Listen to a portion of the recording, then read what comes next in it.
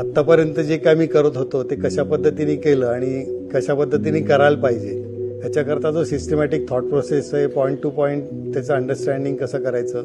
त्याला कशा पद्धतीने ॲनालाइज करायचं आणि आपले गोल्स अचीव कसे करायचे याच्याकरता जी काय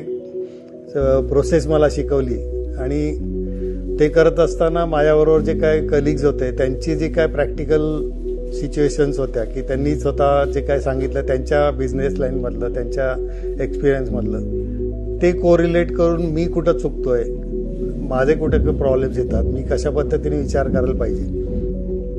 आणि पुढे जाऊन जे काय आपल्याला आयुष्यामध्ये अचीव करायचं आहे ते कशा पद्धतीने अचीव करता येईल. म्हणजे फक्त आपल्या प्रोडक्ट किंवा आपली इंडस्ट्री किंवा बिझनेस ॲजच नाही, पण म्हणजे समाज माध्यमामधनं समाजाला काय करतो आपण, फॅमिलीला काय करतो, आपल्या सबऑर्डिनेट लोकांना कसं करतो, तर त्यांना अपग्रेड करण्याकरता काय करायला लागेल ह्याच्यातनं या उद्योग पाठशाळेच्या या प्रोग्राममधनं मला खूप चांगलं शिकायला मिळालं. आणि ह्याबरोबरच मी सगळ्यांना असं सांगू इच्छिन की उद्योग पाठशाळा